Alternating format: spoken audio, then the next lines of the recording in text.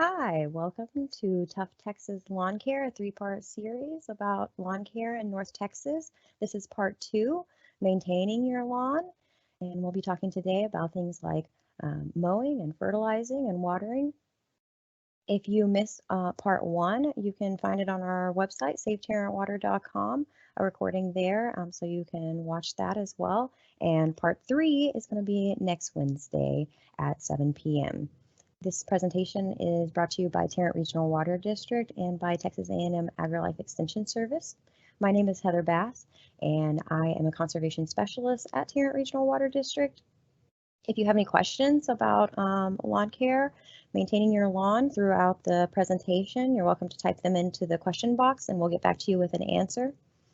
And so before we start talking about Tough Texas Lawn Care, maintaining your lawn, and before I introduce our speaker, I'm going to tell you a little bit about Tarrant Regional Water District. So this presentation is supported by Tarrant Regional Water District, which is our local regional raw water supplier. And so what TRWD does is that they maintain 4 area lakes and all of the pipelines that are needed to bring raw surface water to local water treatment plants. Those local water treatment plants then treat that water to drinking water standards and provide it to our communities.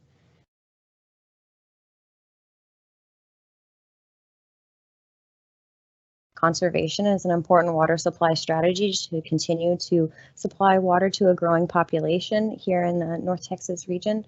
And so that's why Tarrant Regional Water District sponsors presentations like this and outdoor watering education.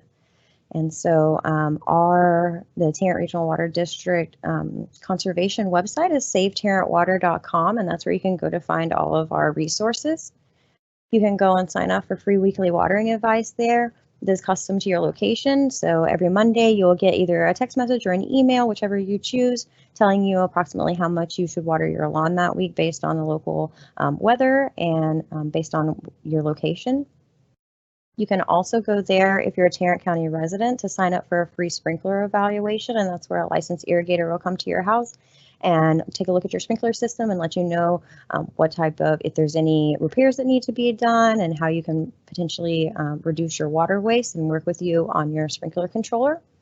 We also have a calendar of classes and events exactly like this one, where you can go and you can find videos of past events that we've done, and you can find a calendar of future events.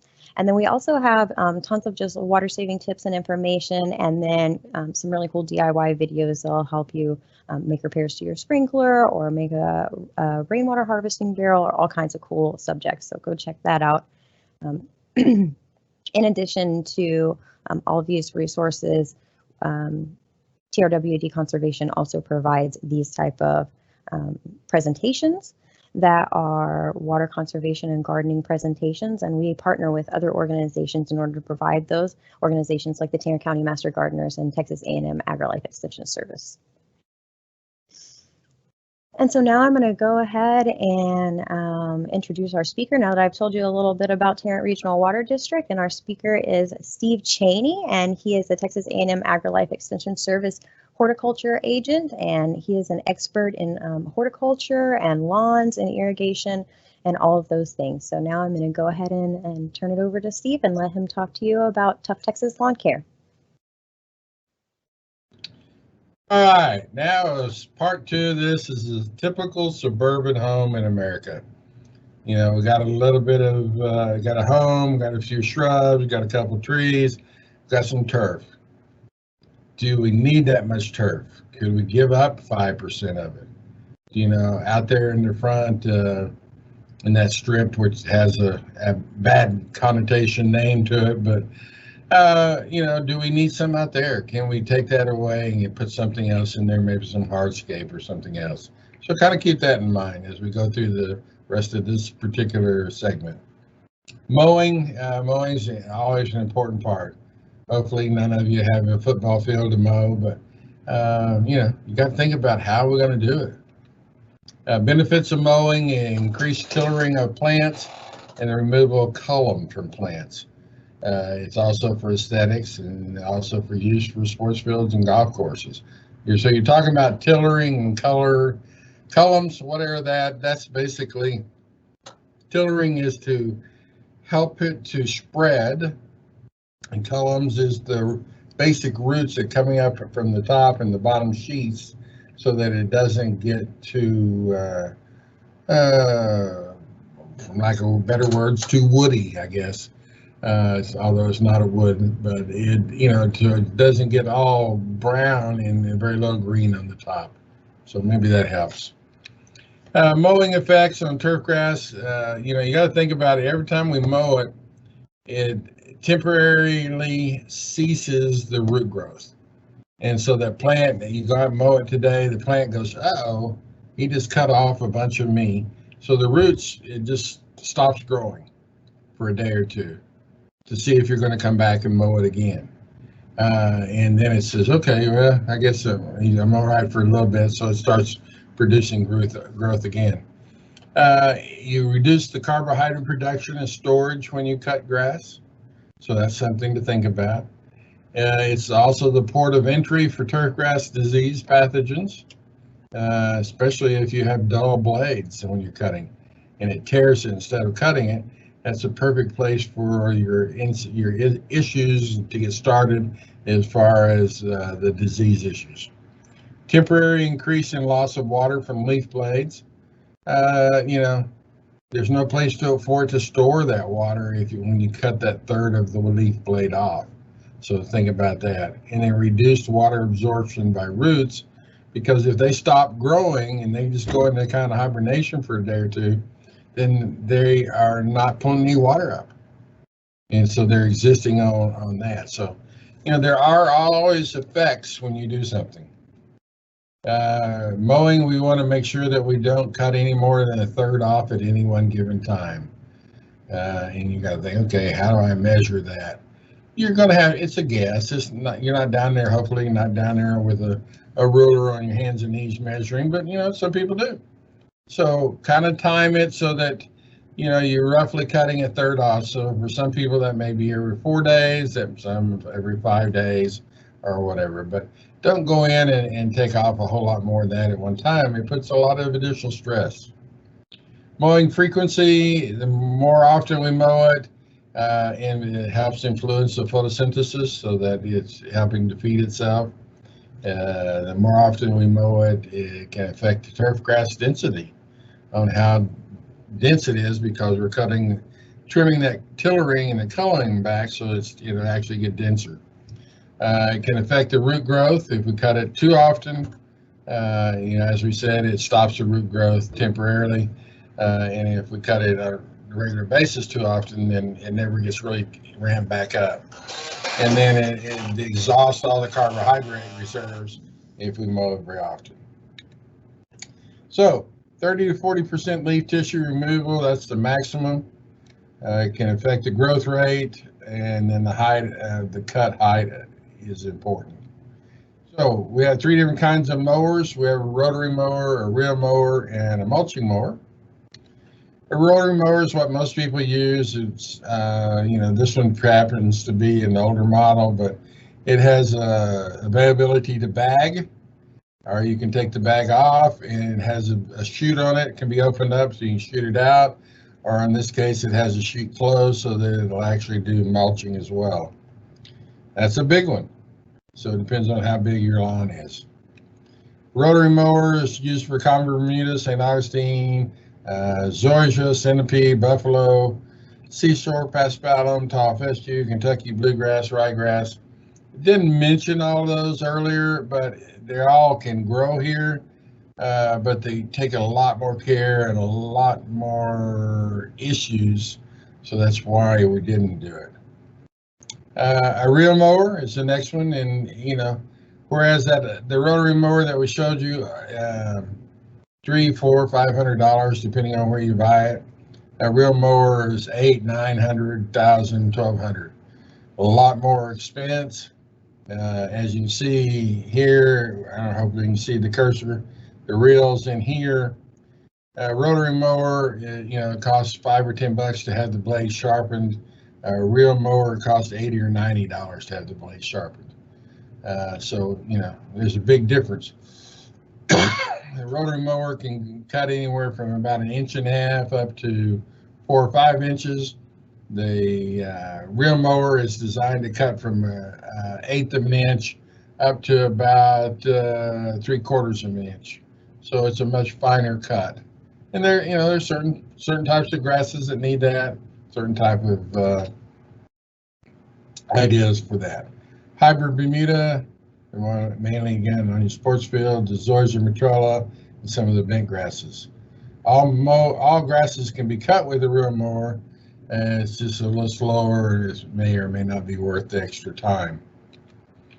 This is an Aggie reel mower. For those of you who know about Aggies, they're all a little bit different there.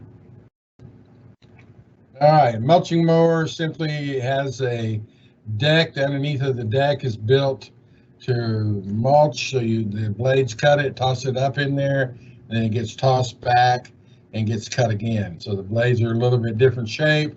They need to be a little sharper than normal. And that way it mulches them up into a real fine, small blade that can go back down on the turf and start breaking down immediately to take that water and nutrition and return it back to the soil instead of being hauled off. Practical turf, we talked about that earlier, but the correct proportion. How much do you need? Appropriate selection. How much and what kind? Proper placement. Do we have enough sunlight for it? Are we mulching? Are we mowing at a taller height during the summer? Are we aerating? All those things are very, very important. Scalping, we talk about that every spring. There's always argument, should a scalp or should it not? That's when you cut it really, really close. And it has benefits. It has some that are not so good. So here's the one that was scalped on the right and one that was not scalped on the left. The big benefit there, obviously, is that it greened up earlier because it was able to get sunlight and heated up quicker. There's a downside to it is that it may or may not stimulate more weeds. Some say it controls, some it doesn't. But you get an earlier spring green up, can help control certain annual broadleaf weeds, and even could control thatch a little bit if you're bagging it and getting it out of there. So when you scalp it, that's the time that you do bag it. But don't throw it away, put it in your compost pile and use it. Dull mower blades are probably my biggest pet peeve. People go out and they're trying to make their lawn really look good, and they mow and they put down the fertilizer and they water and they do all those things. And then about the middle of summer, they'll mow one day, they'll look out there the next day, and it'll look like that on your left. It'll be a little brown tinge, and they go, "What in the heck?" So the first thing they think is, got to rush out and get more nitrogen fertilizer and more water. But in actuality, if you look on the right side, it's just a dull blade, and it tore it instead of cutting it. And that's what, why it turned brown, and that's why you have that look. If you cut it with a sharp blade, then you don't have to worry about that. So, okay, the next question is, how often do I sharpen it? Average homeowner, we suggest probably twice during the growing season. And they said, well, I don't know how to do that. Well, it's not hard. You buy your mower and you just buy an extra blade. Or if you already have an existing mower, go to the store and get an extra blade for it. When you decide it's time to cut it or to sharpen it, you simply turn it over, unplug it, the spark plug, and undo one bolt, take the blade off, put the new blade back on, tighten that one bolt back up, turn it back up, plug the spark plug back in, and away you go. And then you take the dull blade, drop it off, you sharpen it yourself or drop it off at the lawnmower place. They charge you $5 or $6, and then you have it ready for you for the next time. So dull blades are really a bad thing. Soil analysis and nutrient monitoring are important. Hinted a little bit at that at the first, but if you're not having good luck with your sod, do you know what's going on in your soil? or if you're going to get ready to fertilize, do you know what kind of fertilizer to put down? You're not ever going to know if you don't do soil samples. So think about soil analysis and nutrient monitoring. Soil fertility tests are important. It's the basis for all subsequent nutrient applications. It's best to test your lawn and landscape beds separately because they have different needs. Little to no applications are required, usually only nitrogen in most cases in our area. Here's the soil sample. It's an old one, looks like I need to update it, but it's the same thing. It just goes into College Station, and you fill out this information, usually a routine analysis at the bottom. Send it in, and then about 10, 12 working days, they'll answer all the questions. They'll send you an analysis back like this, and it tells you that in this particular one tells you pH is 7.7. It's a little bit above neutral. Nitrogen is nothing. You have 0 parts per million. So you wonder how did your grass grow with no gas in the tank. So it's a good thing. It's a snapshot. It tells you what you need, how much you need, and when you should apply it. Think about turfgrass, the cultural practices, things to consider when you're buying it. Do you know what those numbers mean on there when you go to buy fertilizer? It's simple. The 28 is nitrogen, the 5 is phosphorus, and the 12 is potassium. So that means 28% of what's in that bag is nitrogen. And then they'll have a breakdown of what type of nitrogen. And then it tells you that out of that you got 5% phosphate and 12% potash. And you got a little bit of sulfur, you got a little bit of iron, got a little bit of chlorine, the rest of it's filler. But it tells you all you need to know. So if anything is sold as a fertilizer, has to have those 3 numbers on there. So be sure that you know what they are.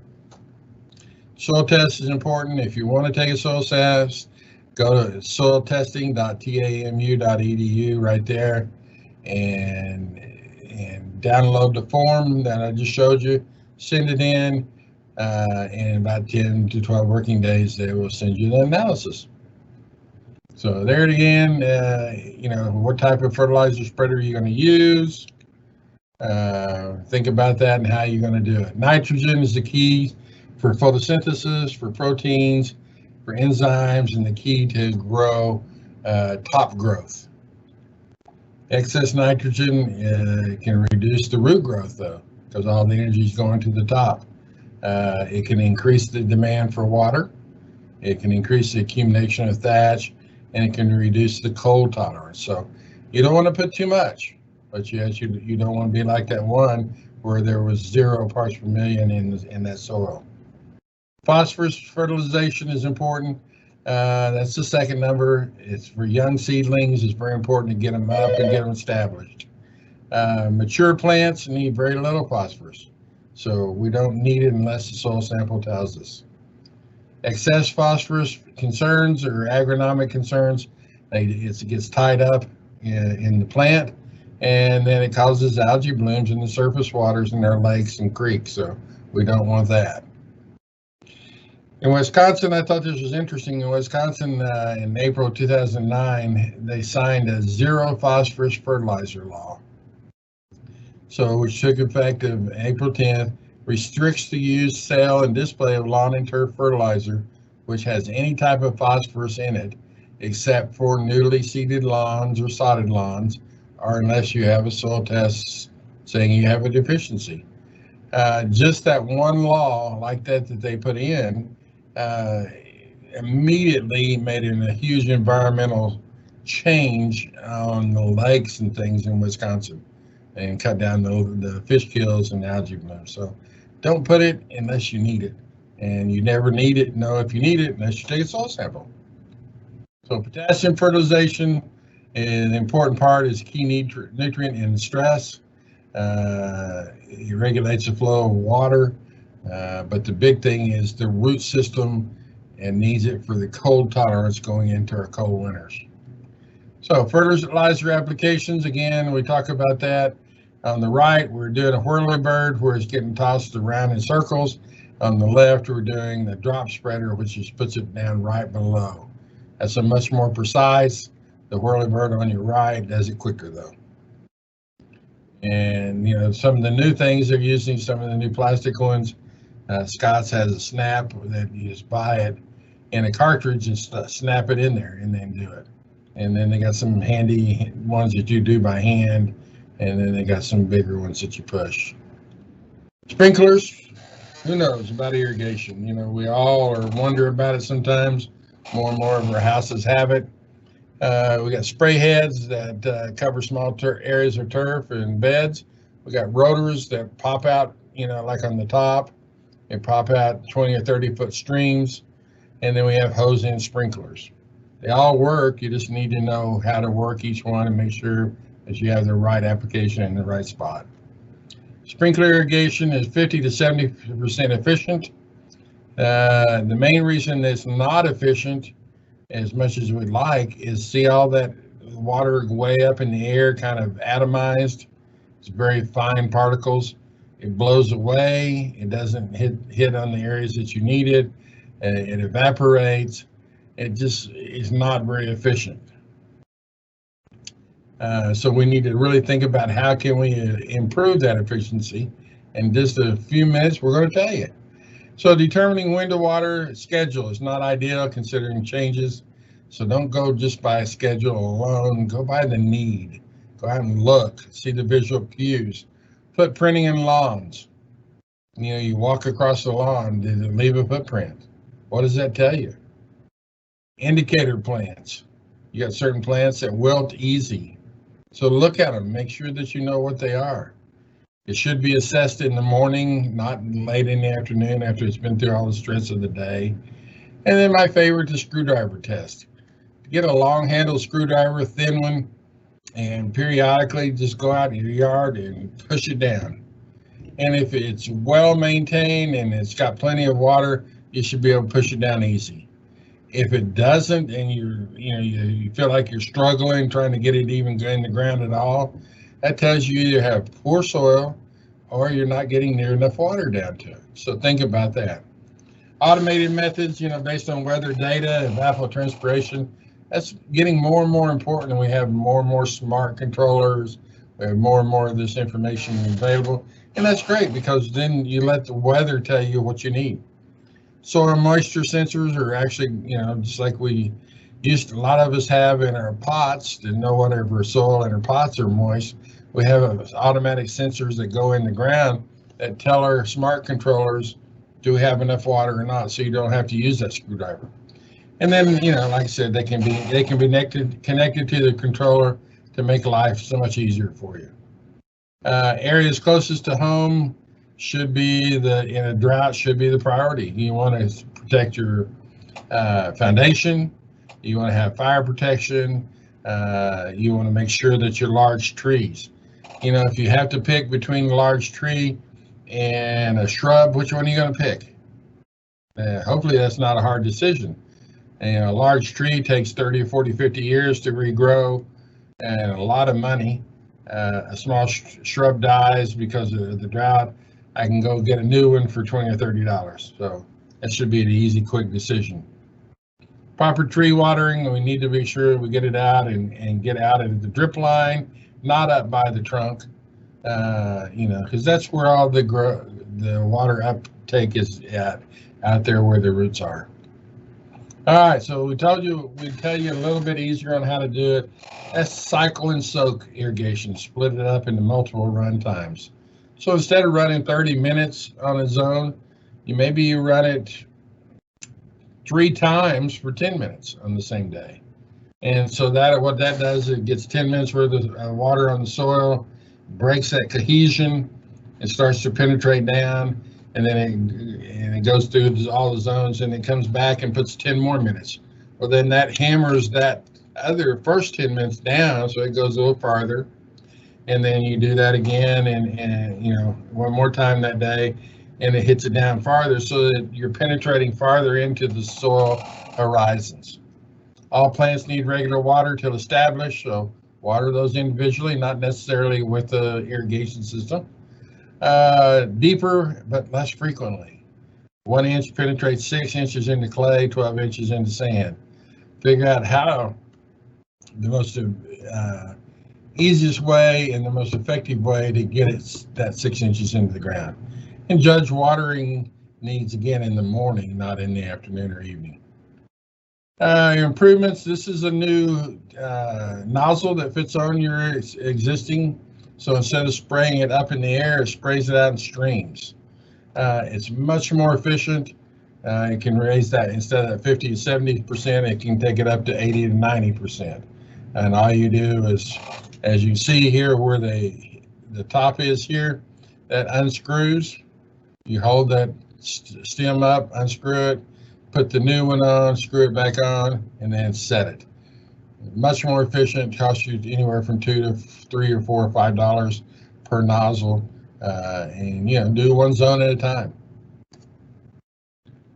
Retrofitting existing systems, you can put in drip if you want to, using an existing system. That's pretty easy to do. We won't go into a lot in depth of that, but it can be done. It can be done by you, or it can be done by a professional. Drip is much more efficient. It gets up in the 90, 95% efficiency instead of the 50 to 70% on the irrigation. So regular troubleshooting, catch cans, go out there and know. I mean, you should not have an irrigation system that you don't know how long it takes to put an inch of water out. So as you can see here in the middle picture, catch cans are measuring how much water is going out in X amount of time. And the ideal thing is you need an inch of water per week if you're not, during growing season, if you're not getting any rain at all. So drip irrigation gets it where you need it, improves, you don't have as much disease, much burning on your plant leaves, because it gives you a nice even distribution of water and not putting it up on the leaves themselves. So it's 90+% efficiency. Think about it. Think about it doing it yourself or having it done, converting some of your beds and things over. Practical turf. It's the most heaviest water user in the Texas landscapes, but it can have its benefits. But there's no need to waste it. There are certain areas in town that think they have to water 5, 6, 7 days a week. It can actually be detrimental to your turf, so no need to do that. The Texas Senate Bill 198 that was passed several years ago, it keeps the homeowners association from prohibiting certain things, from using drought-resistant landscaping or water-conserving turf, to prohibits them from letting you put in efficient irrigation systems, prohibits them from letting you put in rain barrels or rainwater harvesting systems. And then the main thing is that you don't leave the grass clippings on the street or on there, and use them environmentally safe. All right, that's the end of that. Hopefully that answered a few questions on what type of mowing, what type of maintenance, what type of irrigation, how to do the fertilization, do your soil samples. And remember, the controller is there for your use, not for it to use you. So make sure you have it set. We can get into some of the things like rainwater sensors, but if you have an irrigation system, automated system, it should have a simple rainwater turn-off switch, so that if it's set to come on Monday at 4 o'clock in the morning and Sunday night at midnight it rains, then it shuts it off for you, so that you don't have it, watering during a middle of a rainstorm. That's a huge pet peeve of mine. It makes me fume when I drive down the road and it's pouring down rain and the irrigation system's going off. So I know we could spend all day answering more questions and telling you more about lawn, but hopefully this gave you a few things to think about, and we'll get you ready for the next part, which is the diseases and the insects and all that spray stuff. So Resources, lots of great resources out there. The number one resource would be agihorticulture.tamu.edu, and that is our banner website for Texas A&M. It gets about 25 million hits a month. So it's, if you put in something horticulture, that's usually going to be the top one or two that's going to be pop up. It has links to everything else. If you just want to know about turf, though, you can go to agieturf.tamu.edu. And also, just kind of a fun thing, depending, no matter what state you are, you can put just about any horticultural term, and then, and for instance, if you're in Texas, and then .tamu.edu, and it'll take you to that website. And you can do the same thing in your land-grant university in another state. So if it's Ohio State or Louisiana State or Washington State, whatever it may be, just put in whatever you're looking for, and then whatever that land-grant university is. If you have some additional questions from today and from the other two parts, feel free to call me. It's easier to email me than it is to call, because I can't keep up with all the phone calls, and the emails are there. So it's s-chaney@tamu.edu. Feel free to call my office, 817-884-2700. Lots of things out there, lots of resources, but we're always here for you, and we'll always try to help you as much as we can, so that you end up having good success in gardening. And it's much easier to be a happy gardener than to be an unhappy gardener. Much more fun. Hope these have helped you. Feel free to get contact if they didn't, or if you need more information. But Aggie Horticulture will have just about anything you can ever think about. Until the next time we meet, enjoy your gardening. Take care. Thank you so much for joining us for the Tough Texas Lawn Care series. You can visit savetarrantwater.com/events and look at future events just like this one. And you can also view some videos of past events that have happened if you missed any of those. Like I said, if you have any questions, you can go ahead and type them into the question box right now, and we'll get back to you with an answer. Or if you'd like, you can email conservation@trwd.com, and we'll get back to you with an answer from there as well. We also just started a monthly newsletter that talks about our events and water conservation news and gardening information and information about native plants and things like that. And you can sign up for that at savetarrantwater.com/sign-up.